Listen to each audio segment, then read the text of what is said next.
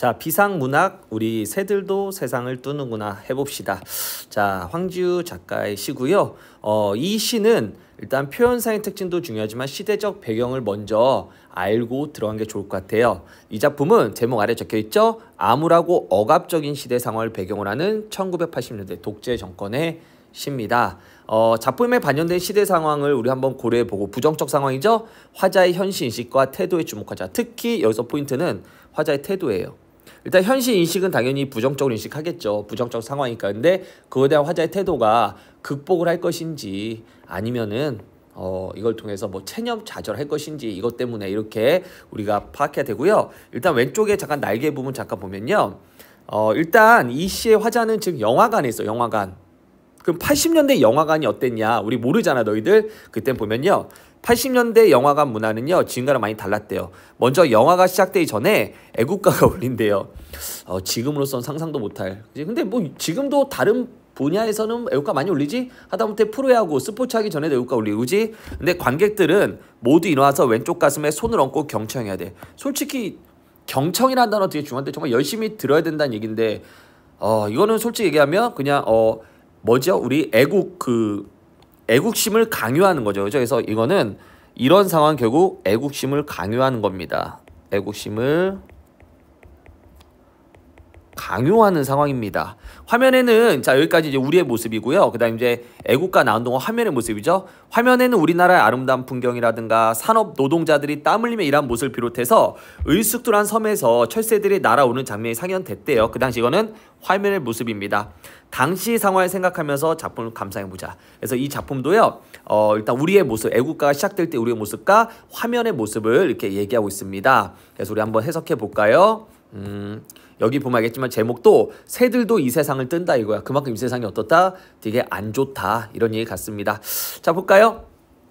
영화가 시작되기 전에 우리는 자 우리라 그랬어요. 원래 나라고 해도 되는데 우리라고 했다는 얘기는 이 문제는 나만의 문제가 아니다. 우리 전체의 문제다. 그 당시 우리 80년대 독재 정권 살아가는 우리 민족 전체 문제다. 이런 얘기입니다.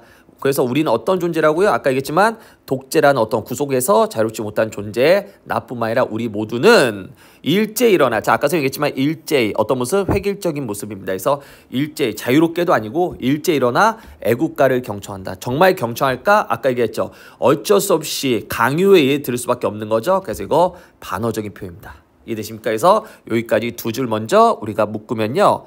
애국가 시작되기 전에 우리들의 모습입니다. 그죠? 애국가를 경청한다. 반어법. 어떻게 일어나? 일제 일어난다. 획일화된 모습이에요. 그러니까 우리는 어때요? 극장에서조차 우리가 애국심을 강요당하는 그런 사회에서 살았다. 이런 얘기죠? 삼철이 활용한사. 이제부터 그 화면의 얘기입니다. 화면. 이제부터 애국가가 나오는 그 영화 스크린 화면 얘기인데 화면에서 여러 가지 그림 나올 거 아니야? 요즘이야 애국가 나오면 뭐 박지성 요즘 나오나? 막 김연아 선수의 막 점프하는 모습부터 나오고 뭐 올림픽에서 금메달 딴 거 이런 거 나오지만 옛날에 화면 뭐가 났냐면 삼천리 화려한 우리나라에 정말 그 당시 삼천리 화려했을까? 아니죠. 그 당시에 되게 부정적이었죠. 반어법이 맞네. 삼천리 화려강산의 을숙도라는 섬에서 일정한 무리를 이으며 갈대숲을 날아가는 흰 새떼들이 자 흰 새떼 동그라미 자 흰 새떼들이 자 지금 화면에서 흰 새떼가 갈대숲을 날아가나봐. 자기들끼리 자기는 흰 새떼를 얘기하겠죠. 흰 새떼들끼리 끼룩끼룩 낄낄거리면서 자 요거 중요합니다. 끼룩끼룩 낄낄은 음성상징어죠. 그 중에서도 뭐죠? 의성어인데 왜 웃냐? 왜 이렇게 웃냐? 이것은 그냥 웃음이 아니라 비웃음이에요. 그래서 애국과 엄숙함을 강요하는 이 현실에 대한 비판과 냉소적인 비웃음입니다. 그래서 우리를 비웃는 거죠. 새들이 날아가면서 아이고 이런 세상 사는 너희들 불쌍하다 멍청한 놈 하면서 날아가는 거죠. 자기들끼리 끼룩거리면서 자기들끼리 끽끽거리면서 아무래도 이거 반복이라고 되겠죠. 자기들끼리 그치? 그래서 자기들끼리 우리를 비웃으면서 이렇게 하면 되겠죠? 1열, 2열, 3열 횡대로. 하지만 그 새들도 이 세상을 나가기 전까지는 여기서는 자꾸 뭐 해야 됩니까? 획일화 해야겠죠. 획일화로 지내야 됩니다. 그들도 우리를 비웃지만 이 세상에 있는 동안만큼은 1열, 2열, 3열 횡대로 자기들 세상을 이 세상에서 떼어버리고 자, 이 세상은 부정적 세상이죠. 이렇게 독재와 자유가 억압되는 이 세상에서 떼어버리고 이 세상 밖 중요한 단어 이 세상 밖 어디론가 날아가. 그럼 이 세상 어디론가는 어떤 곳입니까? 자유가 있는 곳이죠. 자유로운 곳으로 날아간다 이거야. 그러니까 한마디로 뭔 얘기예요? 새떼들이 이건 대조죠 두 개. 새떼들이 일단 우리가 있는 곳에 있다가 어떻게 해요? 우리가 있는 곳에 있으니까 어때? 여긴 자유가 없고 이상한 곳이지. 그래서 우리를 비웃으며 뭐합니까? 자기들 세상으로 날아간다 이거죠. 그래서 세상 밖으로 자유롭게 나간 새떼들. 그러면 흰 새떼들은 나와는 어떤 관계예요? 우리와는 어떤 관계입니까? 얘는 자유롭게 나갈 수 있죠? 우리는 나중에 못 날아가거든요. 그래서 얘도 대조입니다. 자, 다음입니다. 우리도 우리들끼리 낄낄 깔쭉대면서 이거 중요한 단어인데 요거는 그럼 누구에 대한 비웃음이냐? 이거는요. 이거는 흰 새떼에 대한 비웃음 아니야. 니네 우리 비웃냐? 병신들 니네도 아이고 병신이다. 이게 아니라 이건 자조입니다. 자조. 우리 자조가 뭐야? 스스로를 비웃는 거야. 우리도 지금 우리의 현실을 비웃으며 우리의 대열을 이루며 이 세상 버리고 이 세상 밖 어디론가 날아갔으면 하는데 이게 바로 뭐야? 우리의 소원이죠. 소원. 그래서 이거 뭡니까? 어두운 현실에서 벗어나고 싶은 우리의 소망을 드려야죠. 우리도 저 새들처럼 날아갔으면 하는데 대한 사람 대한으로 길이 보전하세. 이거 뭐야? 애국가 끝이죠? 이 노래 끝이 났고 자리에 앉는다. 그죠? 어떻게 앉아? 주저앉는다. 그냥 앉는다도 아니고 처음엔 그냥 앉는다. 그 다음 이젠 주저앉는다 해서 점점 강도를 크게 했지. 그래서 점층법을 수용하고 반복을 통해서 결국 어때요? 우리들 세상, 이 세상 밖으로 날아갈 수 있어 없어? 없지. 자리에 그냥 앉아야 되죠. 그래서 좌절을 강조한다 해서 현실에 벗어날 수 없는 좌절감을 느낀다 해서 아까 선생님이 맨 위에서 뭐가 중요하다 했죠? 화자의 현실 인식은 부정적이고 자조적으로 인식합니다. 중요한 건 그에 대한 태도는 체념적이다. 그지? 좌절한다. 이렇게 알 수 있고요. 여기에 쓰인 표현법은 점층과 반복을 썼습니다. 그래서 마지막은 현실에서 벗어나기 소망하지만 결국 좌절되는 우리 화자의 모습 이렇게 하면 됩니다. 자, 포인트를 일단 다시 한번 얘기하면 여기까지는 뭡니까? 영화 시작되기 전에 우리는 애국가를 경청하는 우리의 모습이에요. 획일화된 모습과 그 다음 뭐죠? 획일화된 모습과 그 다음에 반어법을 통해서 그 다음에 이제 화면의 모습이죠. 반어법인 우리나라에서 흰새떼들이 우리를 비웃으며 일단은 획일적인 모습이지만 이 세상 버리고 자기들의 자유로운 세상 날아가죠. 우리도 우리끼리 자조 스스로 비웃으면서 우리도 어디론가 날아갔으면 하는 소망을 갖지만 결국 애국가 끝나고 우리는 자리에 주저앉으며 좌절할 수밖에 없었다. 이런 얘기입니다. 자, 뒤에 가면요. 자, 갑니다. 흰새떼가 화자는 대조를 했죠. 흰새떼는 뭡니까? 현실에서 벗어난 자유로운 존재고요. 자유와 이상세계로 날아갈 수 있고요. 우리는 자유롭지 못해요. 그 다음에 통제와 억압으로 구속당하고요. 애국심을 강요하는 사회에 살아갑니다. 그다음 화자 심리변화. 우리도 이 세상 밖으로 날아가고 싶어요. 그래서 소망 갖죠. 근데 결국은 주저앉아요. 그래서 그 소망을 이룰 수 없고요. 현실에서 벗어날 수 없다는 데서 느끼는 절망감과 좌절감이 드러납니다. 그 당시 어떤 시대였냐? 아까 얘기했지만 광주 민주화운동 군사정권의 어떤 포갑이 정치 속에서 갈등과 억압을 겪게 해서 군사독재 정권 이런 겁니다. 그래서 민주주의를 지향하는 화자의 소망을 형상하겠죠. 이렇게 정리하면 될 것 같고요. 작품의 주요 내용을 정리해 볼게요. 아까 1, 2행 뭡니까? 영화가 상영되기 전에 애국가를 경청하고요. 그 다음 3에서 10행은 스크린에서 그린 그림의 이야기죠. 자유롭게 세상 밖으로 날아가는 새들을 바라보며 부러움 느끼죠. 우리 마지막은 나도 이렇게 벗어나고 싶지만 결국 좌절한다. 이런 얘기고요.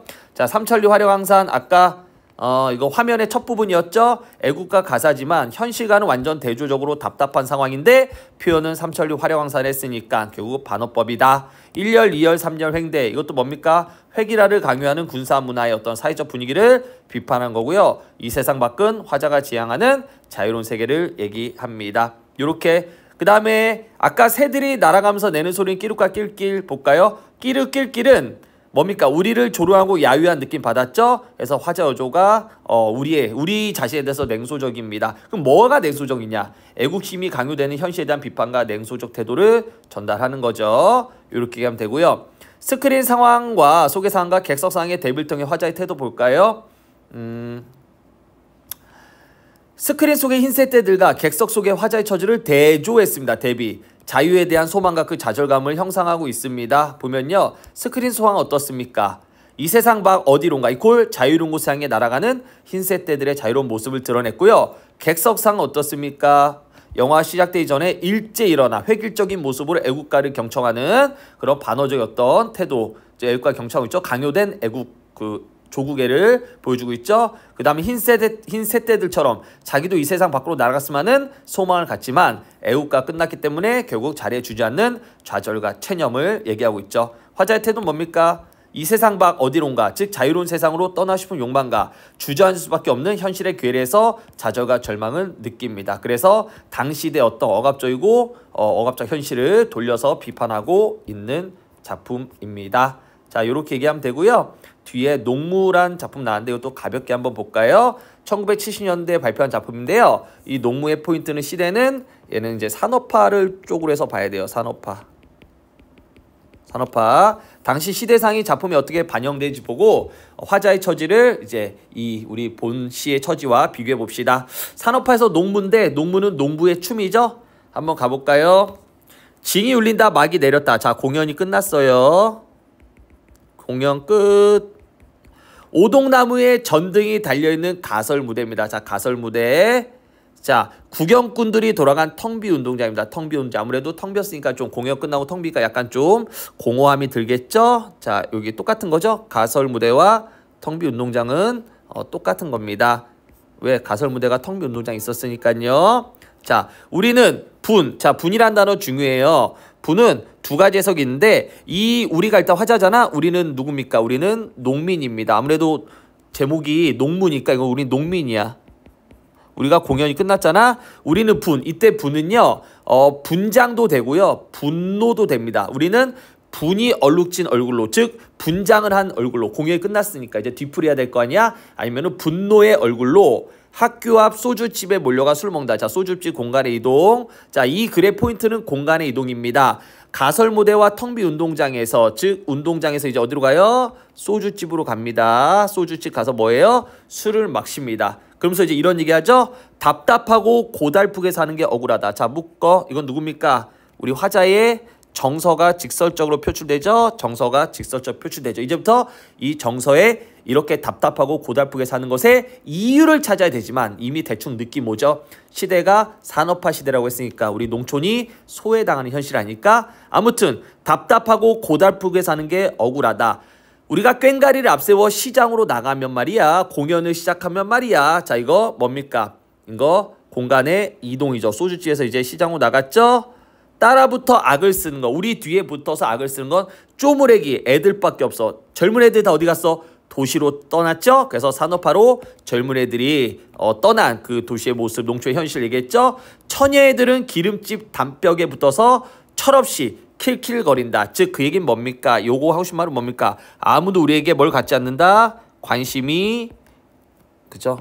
아무도 우리에게 뭐라고요? 관심이 있다 없다? 관심이 없다. 우리한테 그 누구도 관심을 갖지 않는다 이겁니다. 자, 그 다음 갑니다. 보름달은 밝고 어떤 녀석은 꺽정이처럼 울부짖고. 자, 어떤 녀석은 꺽정이처럼 울부짖는다는 얘기는 우리가 꺽정이는 그 조선시대 때 어떤 산적이었죠. 그래서 조정에 대립하는, 그래서 현실과 얘는 현실에 저항하고 이런 뜻입니다. 임꺽정도 저항한 사람이었으니까 어떤 농민들은 이런 산업화란 현실에 저항하고, 또 어떤 녀석은 서림이처럼 해야 되지만, 자, 서림이 누구냐면 꺽정이 부하였지만 꺽정이를 이제 신고해서 이제 잡히게 하거든, 죽게 만들어서 얘는 서림처럼 해야 된다. 이건 뭐야? 현실에 순응합니다. 순응하지만. 오케이. 자, 보름달은 밝고 어떤 녀석은 이런 산업화에 대해서 저항하고 어떤 녀석은 산업화 현실에 대해서 순응하지만 입구까지 산구석에 처박혀 발버둥 쳐봤자 뭐하겠냐. 자, 서리법. 발버둥 쳐봤자 뭐하냐. 답이 있다 없다? 답이 없다. 그래서 이때 말투는 뭡니까? 극복이 아니라 농촌시에 대한 자조적인 한탄입니다. 자, 비록 값도 안 난 농사 때 줄치고 별표셔야겠죠. 자, 이게 바로 뭡니까? 아까 답답하고 고달프게 사는 게 억울하다의 뭡니까? 원인입니다. 원인. 그죠?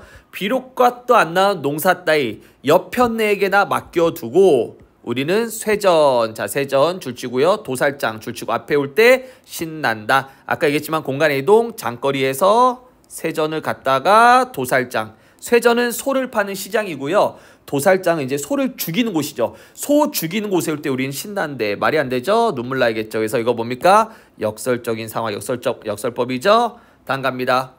한 다리를 들고 우리 필이나 불가 고개 치사하며 어깨나 흔들까. 그래서 농무를 통해 뭘 통해? 농무를 통해. 농무가 뭐예요 선생님? 농민의 춤이라 그랬어요. 춤. 농무를 통해 뭘 드러냅니까? 한을 드러낸다. 뭐라고요? 한을 드러냄. 이렇게 해서 얘네들 극복 의지보다는 결국 춤을 통해 속상한 마음, 한을 드러내면서 이야기 끝납니다. 자, 일단 내용 전개 방법 뭡니까? 공간의 이동, 가설무대, 텅빈 운동장 같은 곳이죠. 그 다음에 소주집, 시장거리, 그 다음에 쇠전, 도살장 이렇게 얘기했고요. 그 다음 화자의 정서가 직접 나왔죠? 뭡니까? 답답하고 고달프게 사는 게 어때? 억울하다. 그 이유는 비료값도 안 나, 농사 따 이렇게 나왔습니다. 그 다음 마지막이에요. 여러분들 이거 마지막 보면 한 다리를 들고 고갯질을 하고 날다리를 어깨를 흔들까 볼까 해서 리듬이 똑같기 때문에 이거 우리가 대꾸법이라고 합니다. 대꾸법.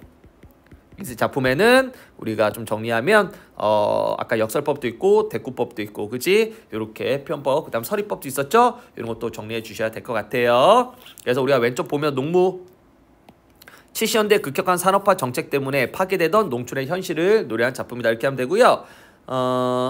시대 상황, 그 당시 창작 시대 상황 내용이 어떻게 반영됐냐? 1970년대는 정부 주도의 급격한 산업화 정책으로 이촌향도 뭡니까? 고향을 떠나 도시로 가는 현상이 발생하고 이에 따라 농촌 공동체가 소외되고 붕괴되는 과정입니다. 산업화 과정에서 소외된 농촌의 암담한 현실, 이로 인한 농민의 절망감과 울분 등은 답답하고 고달프게 산다, 산구석에 처박혀 밥 얹힌다, 비료값도 안 나 농사이와 같은 식으로 표현했다 이렇게 하면 되고요. 새들도 세상 뜨는가 비교해볼까요?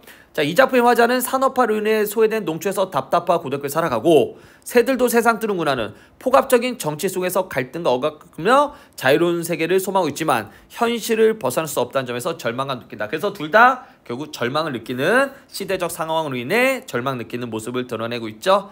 자, 얘는 이제 비판적이겠고요. 농무, 산업화 시대에 소외된 농민의 한가 울분이고요. 아까 얘기했지만 공간의 이동에 따라서 전개됐고 그 다음에 이제 감정을 직설적으로 표출했다 그랬죠. 역설법을 통해서 인물의 심리를 제시했습니다. 이렇게 얘기하면 되겠네요. 자, 감상 마치며 갑시다. 새들도 세상 뜨는구나도 마찬가지로 풍자 비판적입니다. 선생님 풍자가 뭐예요? 비판이에요. 자, 다음 주제입니다. 암울한 현실에 대한 좌절감과 비판이고요. 특징 애국가 시작과 끝에 맞춰 시상을 전개했고요. 냉소적인 어조를 썼고요. 여기서 냉소는 뭡니까? 이 부정적 현실과 거기에 무기력하게 살아가는 우리에 대한 냉소죠. 그 다음 반어적 표현을 썼습니다. 또 한 번 1, 2, 30, 11, 20인데 1, 2는 영화 시작 전에 애국가 경청한다. 30은 스크린의 모습이죠. 그 다음 10에서 20은 11에서 20은 벗어나기 소모하지만 좌절된다. 화자의 심리변화 애국가 시작할 때 어떻습니까? 애국가를 경청하고 이런 현실에서 벗어나고 싶죠? 애국가 끝날 때는 자리에 주저앉아서 벗어날 수 없는 현실에 좌절합니다. 음성상징어 뭡니까? 현실에 대한 비판과 냉소적 태도가 담겨 있습니다. 아까 시의 의미 이거 3개 했었죠. 삼천리 활용한서는 반어적 표현이고요. 흰색 떼들은 화자 대조라 그랬고요. 이 세상 밖은 자유롭고 이상적인 세계다. 이렇게 전개하면 될 것 같습니다. 자, 여기까지였습니다. 수고 많으셨어요.